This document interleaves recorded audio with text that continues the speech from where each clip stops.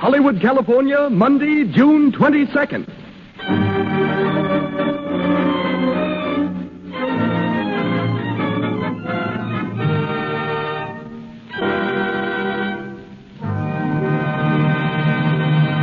The Lux Radio Theater presents Merle Oberon and Herbert Marshall in The Dark Angel.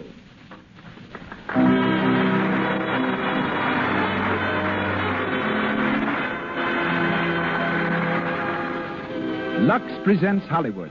Tonight, you will meet Merle Oberon, Herbert Marshall, Rod LaRock, Cecil B. DeMille, Leroy Prinz, James Montgomery Flagg, and many others.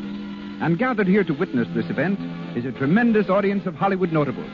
Seated across the footlights, I see Lois Wilson, Brian Ahern, May McAvoy, Matt Moore, Alan Baxter, Leo Carrillo. Welcome, all of you, to the Lux Radio Theater.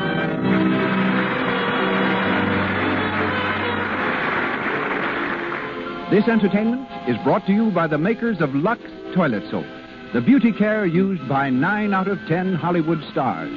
The pure white soap that can mean a lovelier complexion for you. As producer of the Lux Radio Theater, we present one of the world's foremost motion picture producers, a man so closely identified with Hollywood that the history of the motion picture industry might well be the story of his own life. Ladies and gentlemen, Mr. Cecil B. DeMille.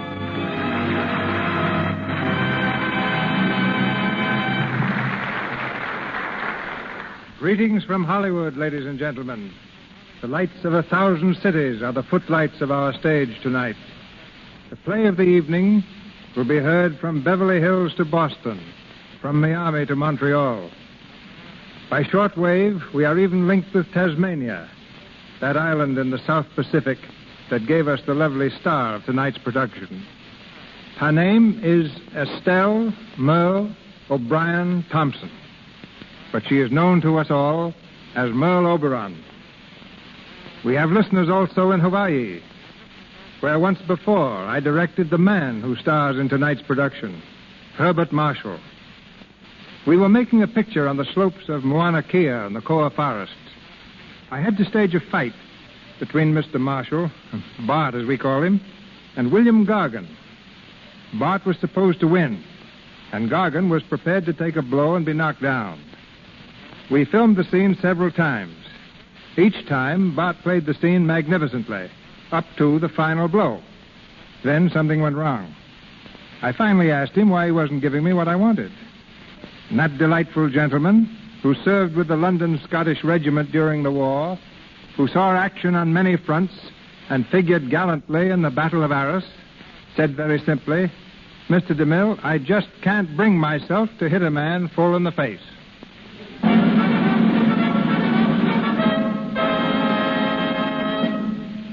And now it is curtain time. The Lux Radio Theater brings you The Dark Angel with Merle Oberon and Herbert Marshall.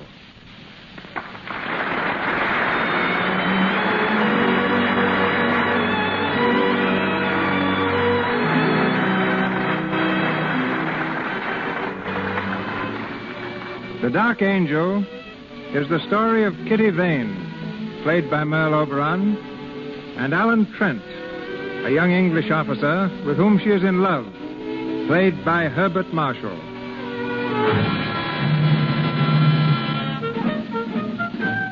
August 1915, the first year of the World War, and all Europe is trembling under the impact of the loud guns. Excitement is the keynote of the day.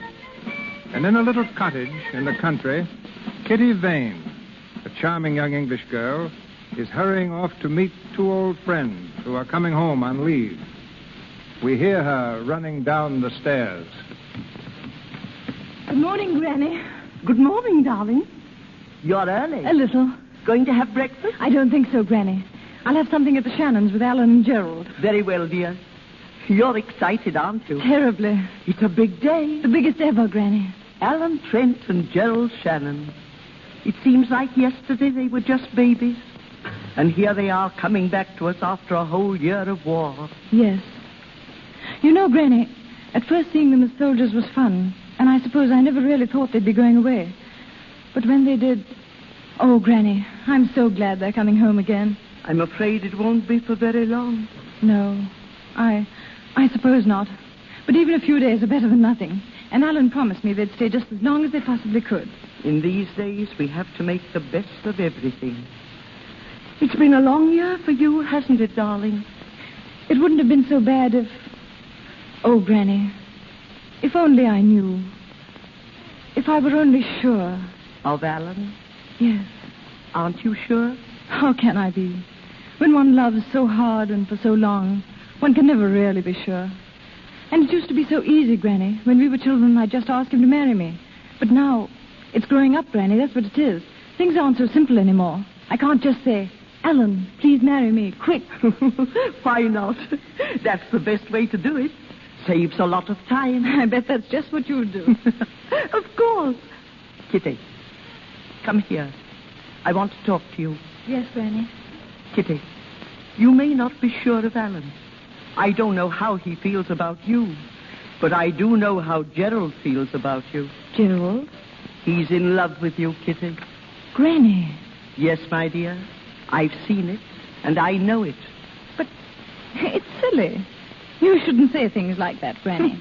I'm an old woman, my dear. I can say what I please. But, Gerald, I've never thought about Gerald except as Alan's cousin. Why, I've known Gerald ever since we were babies. And Alan, too, my dear.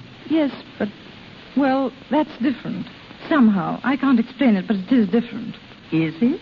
Of course it is. Heavens, look at the time. I must fly. I've got to meet Mrs. Shannon at the station. Goodbye, Granny, dear. Goodbye, child. Don't drive too fast. I won't. And give my love to Alan and Gerald. I will, Granny. Goodbye. Bye.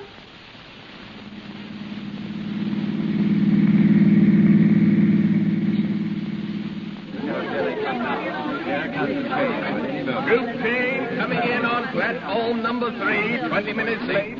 Troop train, 20 minutes late, coming in on... I'll be here soon. Tommy will be here soon. Oh, he's first leaving already. When the train comes in, folks. I hope he's well. I hope he's well. Well, Kitty, I just spoke to the station master. Their train's 20 minutes late. 20 entire minutes. After 11 months of waiting, that really isn't so long.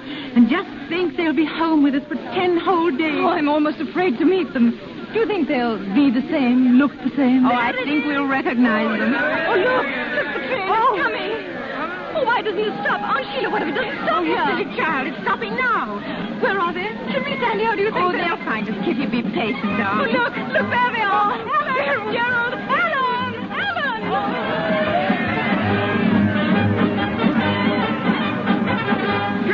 Kitty, darling! Oh, Alan. How are you? Where's Aunt Sheila? Oh, my Oh, Mother. Hello, Aunt Sheila. So good to see you both. You're really, really back. Yes, really back. Oh, look at Kitty Gerald. She's getting prettier every day. Yes, our Kitty. Standing right before us. I think Aunt Sheila's getting prettier, too. Stop, Alan. Come along, we've got the car. It's this way. Hope you got something to eat, Aunt Sheila. I'm as hungry as a bear. Luncheon's waiting for you. Good. For dessert, we can have dinner and top that off with a bit of supper. Wonderful idea, Alice. Are you two going to spend the whole 10 days eating? We decided that months ago. Eating, sleeping, bathing. Eating, sleeping, bathing. I said, Gerald, maybe we can think of some way to eat while we're sleeping. You know, we haven't given this thing enough thought. Oh, very dull, aren't they? Oh, very dull indeed.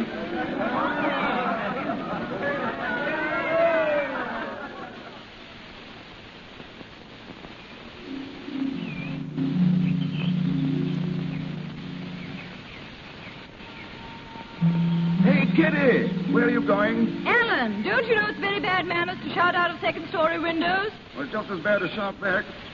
Want a piece of cake? No, I'm tired of seeing you eat. I'm going home. Oh, wait a minute. I'll come with you. Maybe there's something new to eat at your house. There isn't. Goodbye. No, wait. Look, Kitty, if you don't wait, I'll jump down. Get back in that window, idiot. Will you wait? No. All right, here I come. Alan, don't. Alan, why did you do that? Alan, darling, get up. You're not hurt, are you? Alan, why don't you speak? Aunt Sheila always taught me not to speak with my mouth full. You like some cake? Here. Stupid clown. Now I will go. No, don't go, Kitty. See, I did scratch my hand. No, slow up there. Scratches like this cause lockjaw or something. Serves you right. Kitty, you're changed. You're positively bloodthirsty. And you haven't changed. You're still a child. You don't feel... Huh? What don't I feel? You you don't feel anything. Don't I? How do you know what I feel? Do you know about the months I've been away? The agony I've been in because of you? Do you know how frightened I was of coming home and finding that you'd changed? That you didn't feel the things I wanted you to feel? Oh, look here. I can't say it all. Maybe I can't see any part of it. I'm scared. Kitty, Kitty. I have so much love for you. It's like something you saved up for a lifetime and didn't know about. And then it all comes at once. I love you so, Kitty. Oh, Alan. Alan. I wanted to hear you say that so much. Darling, surely you knew. I wasn't sure. You see, I've always been around. I know. When I first looked through the bars of my crib, there you were, telling me what to do. I was not. When I saw my first tree, you were in it, peering down. My first bird, my first squirrel, my first bath, you were always there. That's what makes me afraid. You may be just used to me. You may meet some other girl. Oh, no, shh, you sweet idiot. Don't ever say that. There'll be no one else ever. If you ever weren't there, I'd stop living. I'd stop breathing. I'd stop wanting to breathe. Alan. Don't ever go away, Kitty. Never, Alan. Oh, my darling. Come on. We'll tell Aunt Sheila. And Gerald, too. Now, wait. What are we going to tell them? But we're going to be married. But when? Day after tomorrow? No, tomorrow. Why, you shameless hussy. Come on, we'll run. Wait, Alan. Now, come on. You're going too fast. Up the steps, quick. Who's going to tell them? Both of us. Aunt Sheila, where are you? Hello. What's all the excitement? Oh, Gerald. Big news. Can you guess, Gerald? I think I can. So it's fully happened after all these years. Congratulations. Oh, thank you, Gerald. All my love, Kitty, for you both. This is the way it should be. I'm happy about it. Did you call me, Alan? Come here, Mother. Is anything wrong? Oh, no, it's right. These two have got themselves engaged. Getting married tomorrow. Married? Oh, that's splendid, Kitty, dear. I'm very happy. I know you'll be happy. Both of you. We'll all of us be together. Always now. Do you mind if I run? I can't wait to tell Granny. I think you should come with me, Alan. I fully intend to. We'll be back. Come on, Kitty.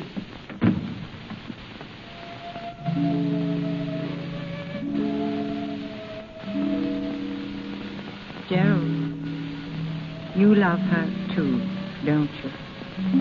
Yes, Mother. Oh, darling. It's all right, Mother. This is the way it should be. Gerald, I almost forgot. This message came for you a while ago from the War Office. Well, I do hope... War Office? Let me see it, dear. What is it, Gerald? Gerald. We've got to go back. We're leaving England tomorrow morning. Oh, Gerald, no. Must be a big drive on. All leaves are canceled. Oh, those poor children. They were to be married tomorrow. Yes. I'll have to tell them.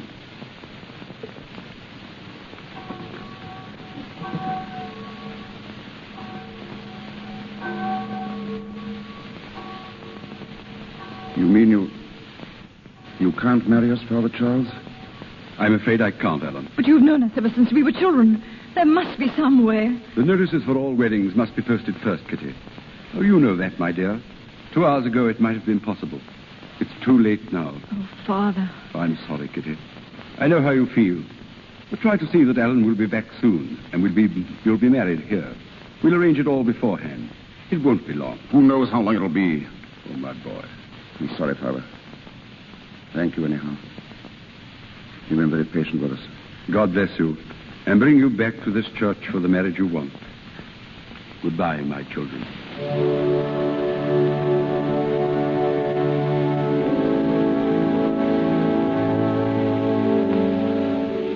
Well, Kitty, nobody will marry us. After all these years, we're 2 hours too late. 2 hours, Kitty, that would have changed our lives. No, Alan. They're not going to change our lives. Kitty. I marry you, Alan Trent, in front of a church. And I marry you, Kitty Vane, for always. Until the day I die.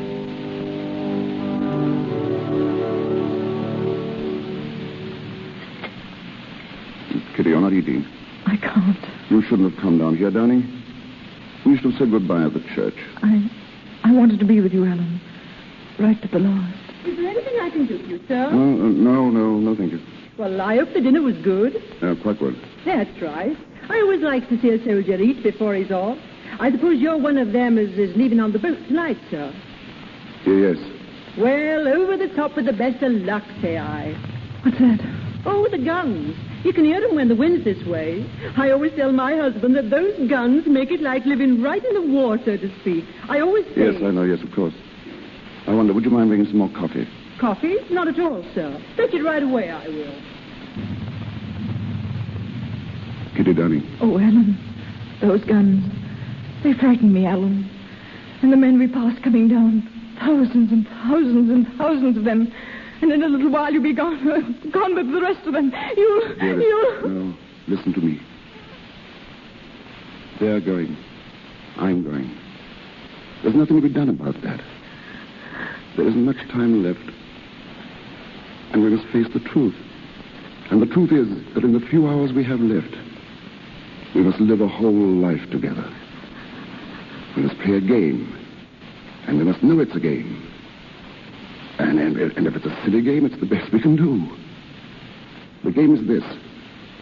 We must pretend that there is nothing tense and desperate about these few hours. And that the only time I'll have to leave you for the rest of our lives is to buy us both a loaf of bread and a bottle of milk. No, Alan. Do you think you could pretend that, darling? I'll try. What time do you really have to leave, Alan? Very soon, dear, 5:30. But until then, remember, we're together for the rest of our lives.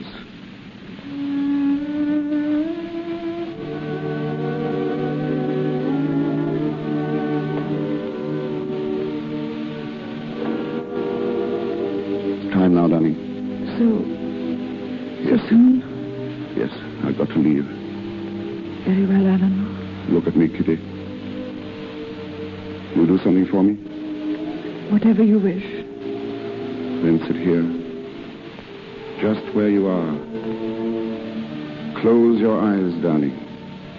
Now, don't open them till I've gone. I love you. I'll always love you. Goodbye, darling.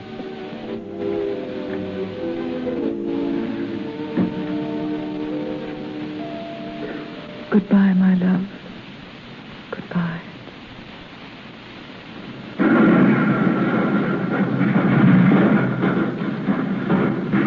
Phew. Pretty bad going out there tonight. Sounds like it. How's that trench coming along? Oh, slow but sure. Say, I meant to ask you, Gerald. Do you mind signing this card for me? It's an application for leave. Leave? At this time? Afraid I can't do it, Alan. Now, look here, Gerald. You said that last week. I want to go home. I want to see Kitty. I know you do, but I need you here, old man. You could get along without me for 5 or 6 days, couldn't you? Wouldn't lose the war? No, wouldn't win it either. I'd like to let you go, Alan. Well, you could if you wanted to. Alan! Sorry. I'm sorry, it's nerves. Forget it, will you? Captain Shannon. Yes, sir, in here. Good evening. Evening, sir. How are you, Trent? Oh, all right, sir. Keep your seat. Thanks. Shannon, we've reports of enemy activity on the northern sector. We've got to find out what it's all about. Yes, sir. Tonight's a good night. There's no moon. A raid. Yes. I want 12 men. Can you take a party out? I can find 6 or 8, sir. We're rather depleted. I know. How about Trent here? Trent? Well, I don't know, sir. I'll need him for some other... I want volunteers only. I'll go, sir. Glad to. That's the spirit, Trent. Now then, take a look at this man. Here's the sector. I should warn you that they'll be expecting you. And they'll make it as hot for you as they possibly can. Now, I would suggest...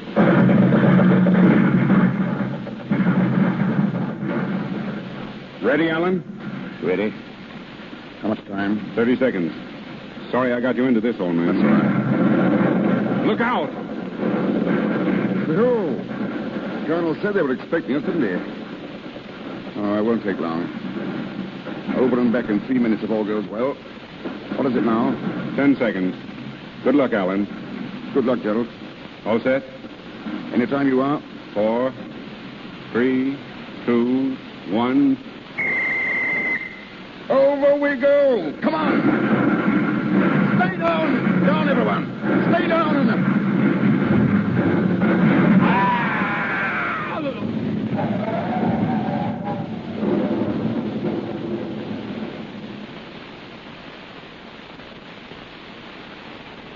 Granny! Are you asleep, Granny?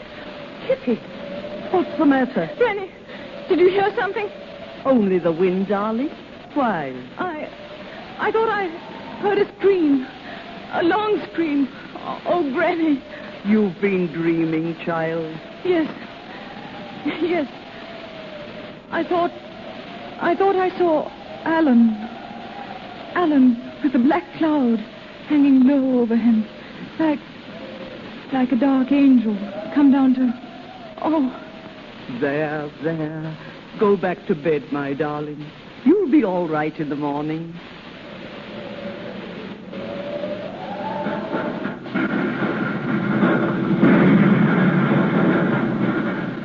Well, Captain Shannon, everything went off all right, didn't it? Yes, sir. Did you bring back a prisoner? Yes, sir. Good. What about the men? Lose any? Shannon, I asked you if you lost any men. Yes, sir. We lost 4 men. 4? One of them was Alan Trent.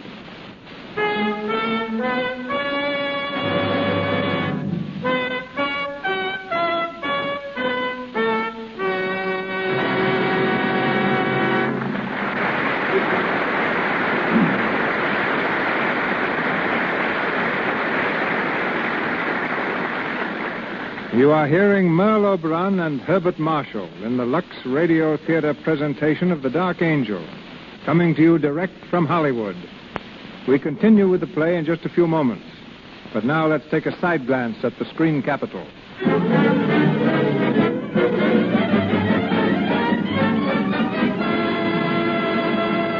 It's lunchtime in the Brown Derby, and as usual, this famous restaurant is being patronized by lots and lots of stars. And lots of visitors hoping to see them. Let's listen to a chat between Elsie, a girl who lives in Hollywood, and a visitor from out of town.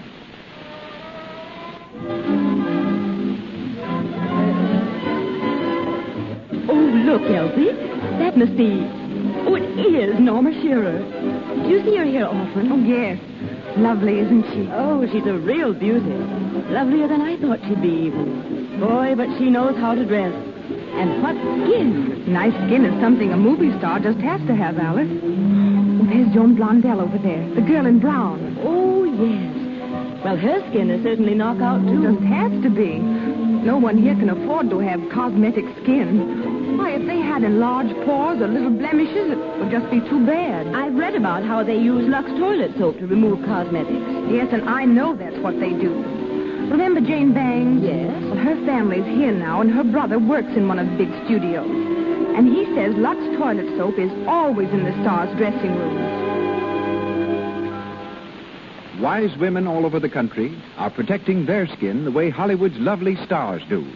Before they put on fresh makeup during the day, always before they go to bed at night, they use Lux toilet soap. This simple, regular care protects the skin, keeps it clear, smooth, good to look at. And once again, Cecil B. DeMille.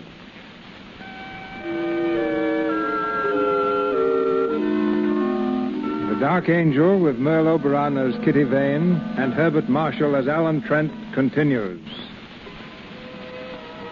Many months have passed since the night Alan disappeared into the darkness of the battlefield. Gerald, on leave again, has gone directly to Kitty. We find them sitting under a tree in Kitty's garden. It's wonderful to see you again, Gerald. It seems ages since you were home. It's been ages. You're looking well. Oh, I'm fit enough. What about you, Kitty? I? You look tired. Oh, no. No. I'm very well. Oh, Gerald.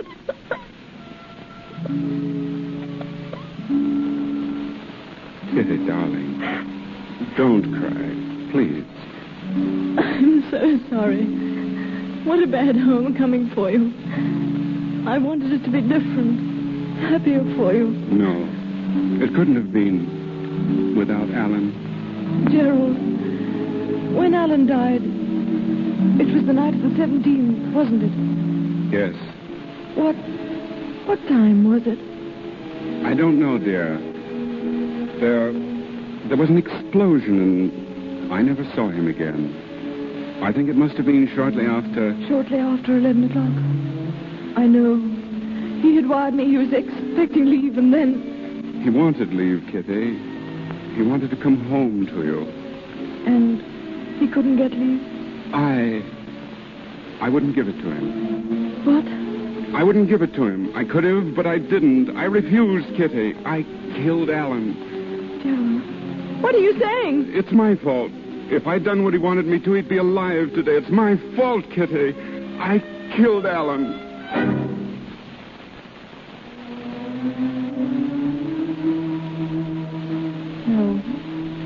No, Gerald.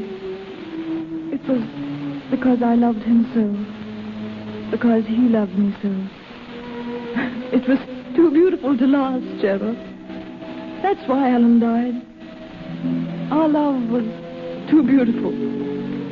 Too happy.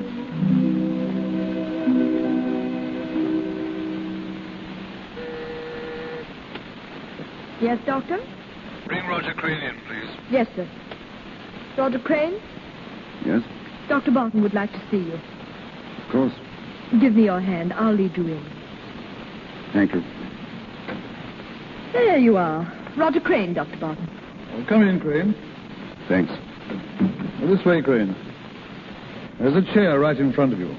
Here, let me help you. Oh, it's all right. I can find it, Doctor. I'm learning to feel my way around quite well now. Fine, fine. Nature takes care of a man, doesn't she, Doctor? If she takes away his eyes, she gives him a good sense of direction. Compensation, we call it. You notice the difference between night and day yet? No, not yet. Well, that'll come. Is that all I can ever hope for, Doctor? To notice the difference between night and day? Will I never see anything again? No, Crane. I'm sorry. Oh, well. Well, Crane, I want to talk with you, not as the head of a rehabilitation hospital, but as man to man. Today, you leave us. I'm assigning an orderly to you, Mills, a pleasant fellow. He'll take you home. I'm not going home, Doctor. I have no home. And your real name is not Roger Crane, is it? It's as good a name as any other. Yes, I suppose so. Well, Crane, I've a few things here that belong to you. Some money, a very disreputable-looking pipe. Thank you. And a photograph. Photograph? Yes. So I've kept these things for a reason. Now, look here, my boy. You came to us from a German prison hospital. Your card read that all means of identifying you had been destroyed. I could have gone into that further, but I didn't. I know that. I'm grateful. Now, this picture. I see there are 3 people in it. One of them is you. There's an inscription. To Alan and Gerald. Take care of each other. Kitty. Now, Crane, those 3 people are not strangers to one another. Who are the other two? Why aren't you going home? Fear of being pitied, I suppose? Being a nuisance? I know what it means. I once saw blind men in a hospital, stumbling, helpless. Now I'm one of them. Is that your only reason? Reason enough, Dr. Barton. Well. What are you going to do? I don't know. Take a cottage, somewhere in the country where I can be alone. I've always wanted to write. I think now might be a good time to, don't you? And that's going to be your life. Away from your home, your friends, away from everything that made life sweet. Yes. It's a lonesome existence you've picked for yourself, Crane. I know it. But that's the way it's got to be. I can't go back.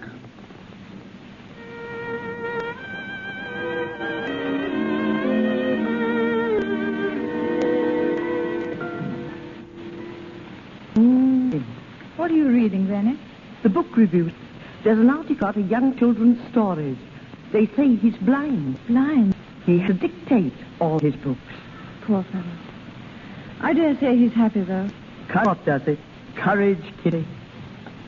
It's too bad we're not all like him. We could if I've tried, Granny. Yes, my child. Hard enough. You're death, Kitty. A deep, dark shadow. You to the sun. Oh, Granny.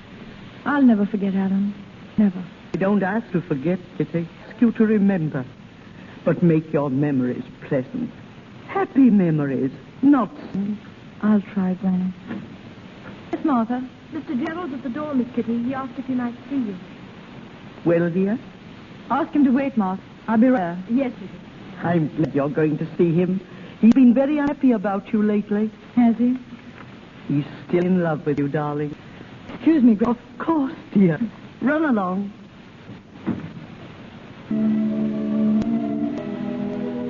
Hello, Gerald. Kitty, how are you? All right. It's been a long time since you were here, Gerald. I know. I didn't want to come. Why not? You've been keeping to yourself so much lately. I thought perhaps you'd like to be alone as much as possible. Thank you, Gerald. Shall we sit down out here? How is your mother? Oh, she's very well. She's been worried about you, though. Tell her I'm coming to see her soon, will you? I wish you would, Kitty. The house hasn't been the same without you, really. I was there a lot, wasn't I? We want you there again. I know what it's been for you these last 2 years. It's been agony for me just thinking about you. I'd like to try to make you happy again. Will you let me try, Kitty? Oh, Gerald, you're very sweet to me.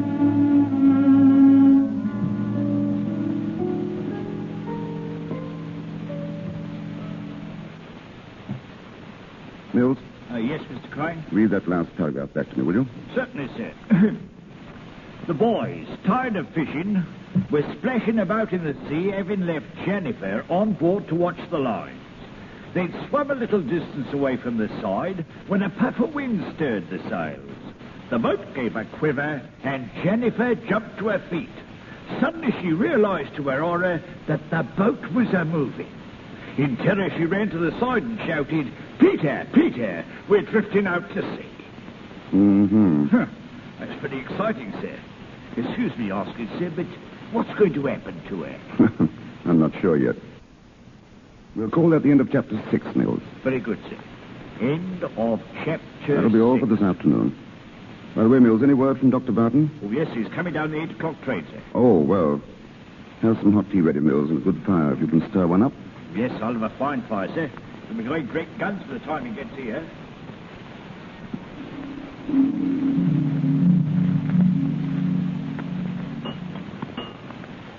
Another cup of tea, Dr. Barton? No, thanks. It's a nice place you have here, Crane. I like it. Very comfortable. How's the new along? We made a start. That's fine. It's been amazingly easy. I stretch out all day here in the study or back to Mills. Sometimes I laugh at myself. Imagine me stories for boys. I read about you a few weeks ago in the section of the Times. I wondered why you print your photograph. I don't think my picture... No? Crane, during the war, you were in the artist rifles, weren't you? Yes? You ever come across a chap called Shannon? Gerald Shannon? The company. Oh, that's so. Crane, do you remember a photograph of yours I gave at the hospital? A photograph of 3... remember. I think I saw two of those people again. Oh, their pictures, I mean. Where? In the Sunday Times. I brought it along with me. The caption says they're Gerald Shannon and Kitty Vane. Is that right? Yes, that's right. What's it say about them? It says they're going to be married. Married? Are they? I'm very glad. We used to be quite good friends. They've been very close to each other all their lives. I was hoping this would happen. When is the wedding? June 3rd. They're giving an engagement dance tonight at his home.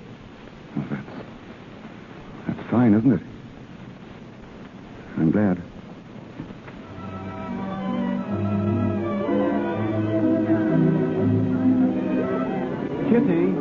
Kitty, where are you? Here, Gerald. Darling, what are you doing out here all by yourself? Just thinking. Happy, darling? Don't you know I am? What were you thinking about? Oh, everything.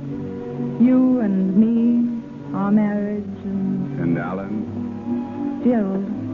It's all right, darling. I understand. I couldn't help but think of him tonight. But they weren't sad thoughts, Gerald.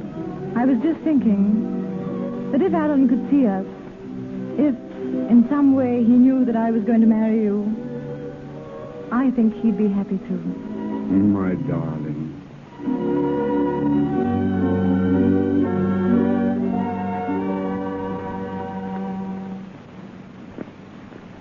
I say, Crane. Crane. What? Oh, yes, Doctor? You've been sitting there for over an hour without saying a word. Anything wrong on that? No, nothing's wrong. Wasn't that talk about the picture, was it? I thought so. I'm sorry. I guess I've gone off the deep end again. No, that's all right, Doctor. Right. Oh, it's my own fault. It's been my own fault right from the beginning. I ought to put 1,000 miles between her and me, but I didn't. I stayed here where I might be near her. Hear a word of her. I had it coming to me, and now I've got it. I've lied to myself, Doctor. I pretended that I've made a life, that I was happy. Now I've found myself out. The work of all these years thrown away. It's tough luck, old man. Sorry I let go. I ought to be darn well ashamed of myself. I think I'll take a stroll in the garden and cool off. Can I take you out? No, I can find my way. I'm used to it now. Doctor, that picture in the paper, is she just as pretty as she always was? Yes. She's very pretty. I'm glad it's a good picture. I wish I could see it.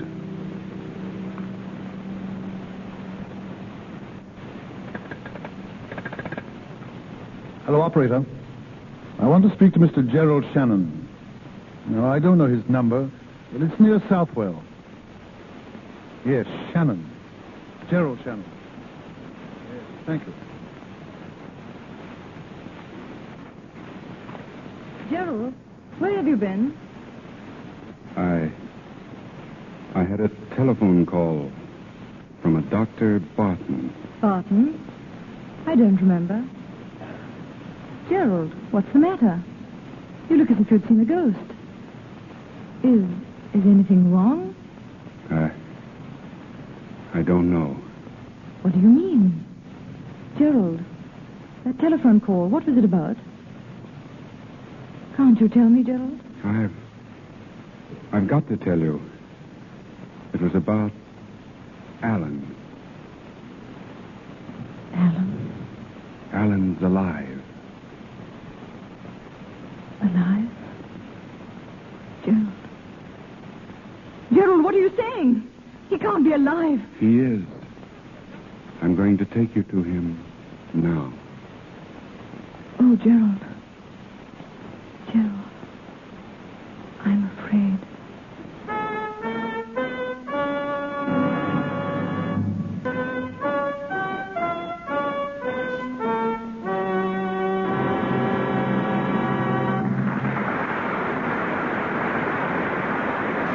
We pause for station identification. This is the Columbia Broadcasting System.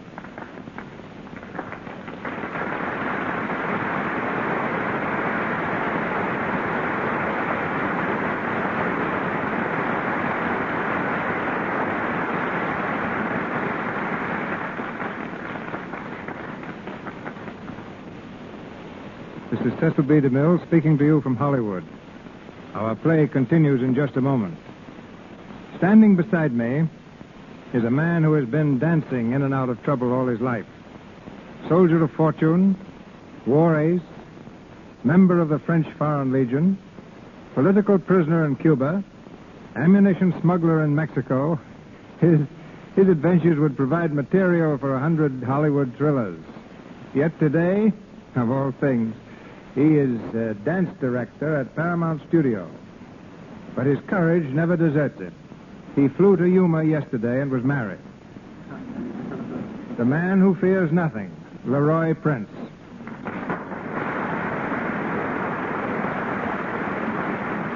You're wrong, C.B. There are two things I am scared of. One is this microphone, and the other is DeMille. I don't know why. I've trusted you with some of my oddest odd jobs, including me help make fox hunting scenes. I sure remember that. Every time you got through shooting a scene of the dogs chasing a fox, you made me chase the dogs back home. I'm a dance director, not a dog catcher. And I'm telling you right now, I'm not going to chase any Indians for you in your next picture. The Plainsman. Let Gary Cooper do that. I'm doing bigger things now. Bigger than a DeMille production? You must be starting another revolution. Are you? Well, I might be. I'm picking the 100 most beautiful girls in Hollywood for Paramount's new picture, the big broadcast of 1937. Dancing into trouble again, huh? You said it. Because Hollywood's just jammed full of girls with trim figures and nice complexions. I mention nice complexions not only because this happens to be the Lux Radio Theater, but because good complexions are really important. And, of course, Lux toilet soap is what almost all of these girls with nice complexions use. As a matter of fact, I use it myself. But I guess that's beside the point. But I can tell you why the girls use it. There are so many good dancers that if you want to get anywhere, you've got to stand out from the crowd. And nothing does that for a girl better than a really beautiful skin. And that's why more and more of these kids are using Lux toilet soap. Because the nice-looking girls are the ones that get the breaks. They use their heads as well as Lux, huh? Like your brother Eddie. Yes, and he still has a headache from it. You see, ladies and gentlemen, Mr. DeMille wanted a novelty act for his picture, Madam Satan. I knew my brother could provide it. Eddie's stunt consisted of leaping over a piano, landing gracefully on his head, and rolling up to his feet. We set the scene. Eddie ran, sailed through the air, cleared the piano, and made a perfect landing on his head. Just as we guaranteed. How do you like it, I asked Mr. DeMille. It's all right, said Mr. DeMille, looking steadily at Eddie. Why doesn't he get up? He certainly used his head to get into pictures. So long, Maestro. So long, soldier.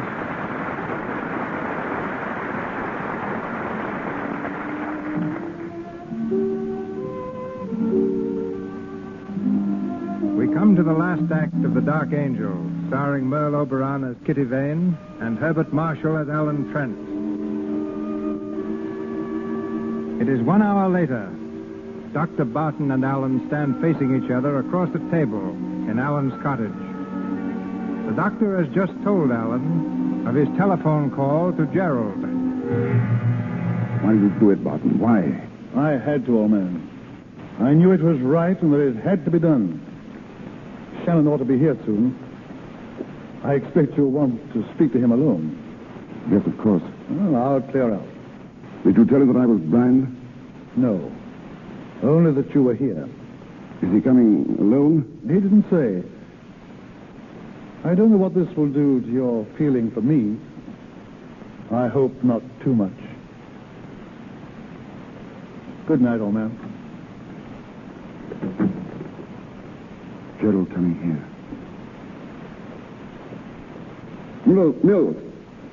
Mills.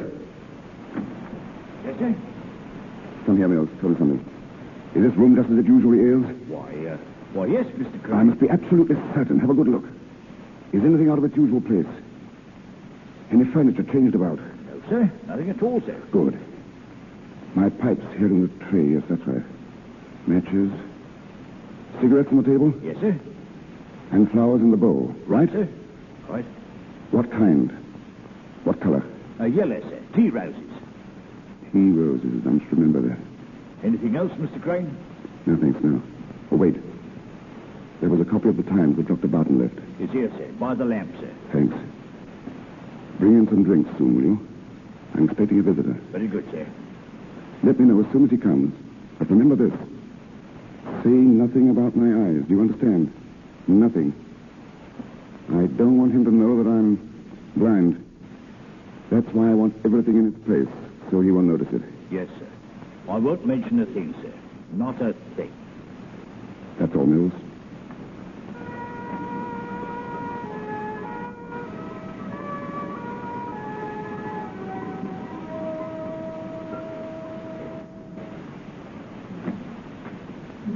How's it, Mills?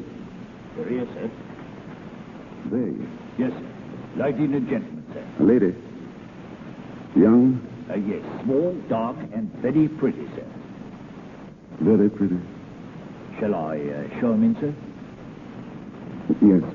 Very well, sir. Mr. Crane's in the sitting room, ma'am. Thank you. Alan.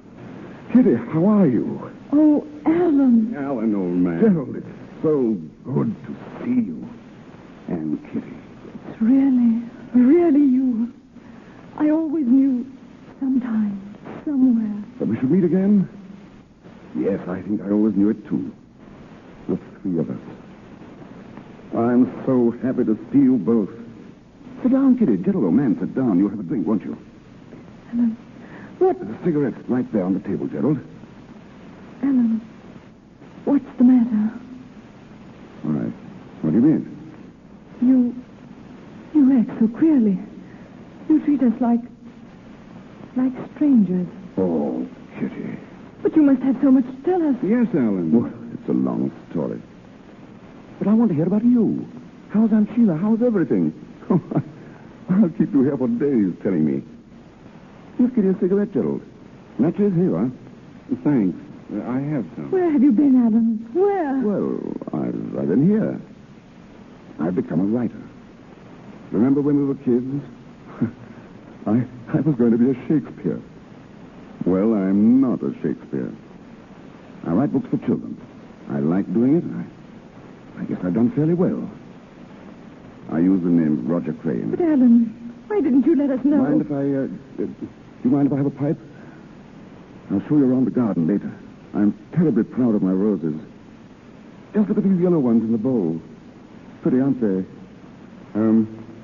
Tea roses. Alan, what's happened to us? Yes, why are you holding us off, Alan? I saw the notice of your engagement in the newspaper. Nice picture, too. My love to you both. I hope you'll be very, very happy. So, that's it. That's why you sit there torturing us, torturing Kitty. For years, you've let us believe you're dead, and well, now we come here after all this time, and you talk of roses. Good Lord, man, you've only to look at Kitty's face to know what you're doing to her. Gerald. Go outside, Gerald. I want to speak with Alan alone. Very well. No, Kitty. wait, Gerald. I see no I'll be out in reason. the garden.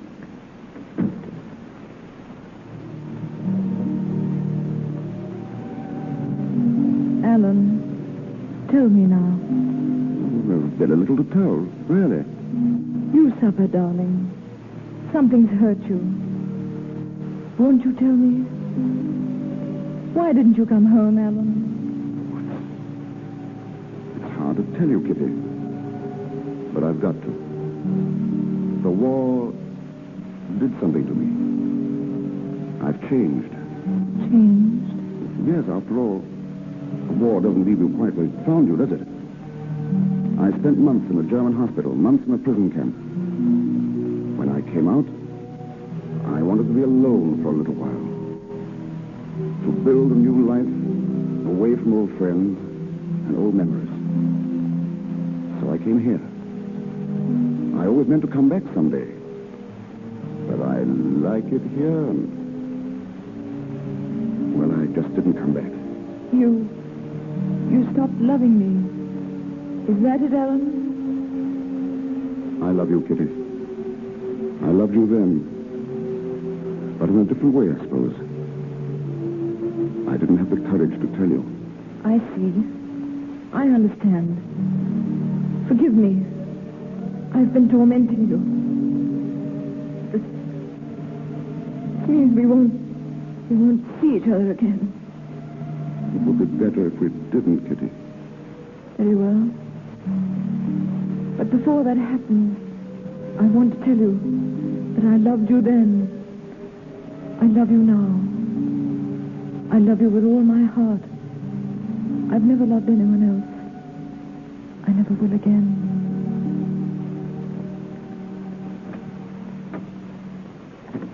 Goodbye, Alan.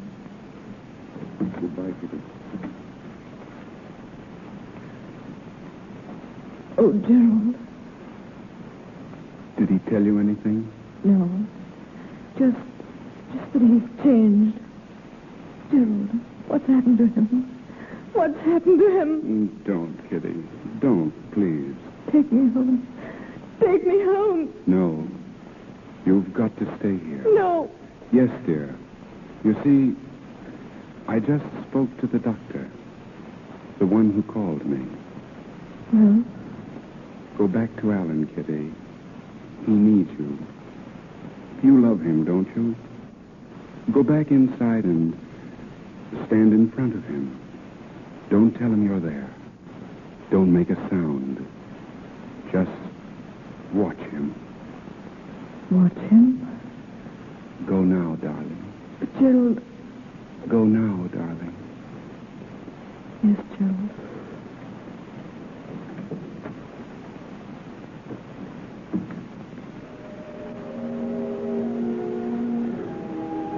Who's that, Mills? Mills, come here. I was just about to call you. I've been thinking lately of going away. Leaving the country. I have reasons, unfortunately. And I'll have to let you go. I'm sorry, Mills, but... Mills, are you there? Who is it? Who's standing there? Alan. Oh, Alan, my darling. My darling, my darling. Why didn't you tell me? Why didn't you tell me you couldn't see me? Kitty, don't. I'm here now, darling. Right here in front of you.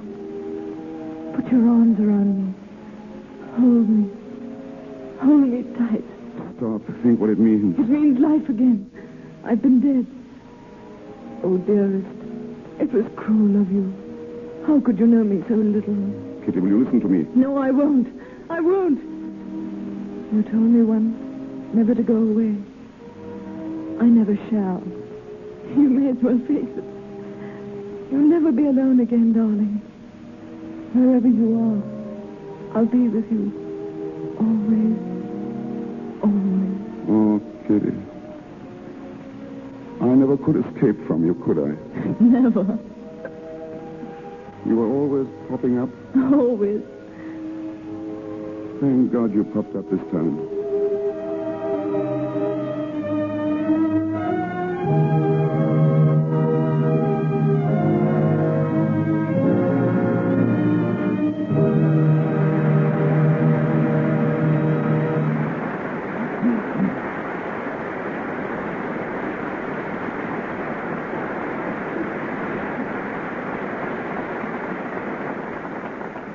So ends the story of the Dark Angel. And in just a moment you will hear further from our artists, Merle Oberon and Herbert Marshall. Speaking of artists in a more specific sense, I doubt if there is any painter in the United States better known than our guest tonight. With Charles Dana Gibson and Howard Chandler Christie, he made the beauty of the American girl famous the world over. He's also a motion picture pioneer. Ladies and gentlemen, Mr. James Montgomery Flagg.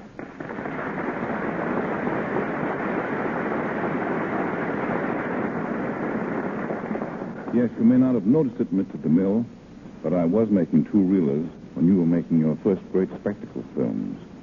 I produced and supervised 26 satirical comedies. They were billed as comedies because they claimed no one would know what a satire was. They thought it was a gent with goat's legs and horns. I even acted in some of them. I hope your acting was better than my painting. Well, D.W. Griffith offered me $30 a week to play villains. He's never withdrawn the offer. I made one called Perfectly Fiendish Flanagan. The takeoff on my pal William S. Hart. I played Mr. Fiendish Flanagan, the scourge of the prairies. But this time I came out here from the United States to make a series of 12 portrait drawings of leading stars for photoplay covers. I've already drawn your star tonight, Miss Merle Oberon. I'd seen her in several pictures, but never had the slightest desire to make a portrait of her. Seemed to be a false glamour about her features. But as soon as I met her, I found Miss Oberon beautiful. The same charming, unaffected, real person she portrayed tonight in The Dark Angel. In regard to my drawing these stars, they were invariably charming and gracious, and I fully realized the terrific claims made on their time, their unreal life under the glare of the world's bloodshot eye. My astonishment was great that they could still be unaffected and simple in their manner. My hat, if I wore one, is off to them and to your Lux Theater. Good night. Before Mr. DeMille comes back with Miss Oberon and Mr. Marshall, I'd like to mention the names of some of those beautiful stars Mr. Flagg came here to draw. You know them all. Ginger Rogers, Carol Lombard, Joan Crawford, Jean Arthur, Betty Davis, Claudette Colbert, Jean Harlow. It's a list of the screen's most famous beauties. We're proud to say that every one of those stars I mentioned uses Lux toilet soap. That goes for tonight's lovely star, too. Next time you see Merle Oberon on the screen, notice her flawless complexion. Remember, it's Lux toilet soap that keeps it smooth. And here's Mr. DeMille. And now we present Merle Oberon and Herbert Marshall as themselves. As Mr. Flagg has said, Miss Oberon is the same sincere, delightful person that she portrayed in The Dark Angel. And Herbert Marshall, who played the soldier, did in real life serve with distinction in the war. In fact, the very name, Herbert, means bright warrior. Merle Oberon, Herbert Marshall.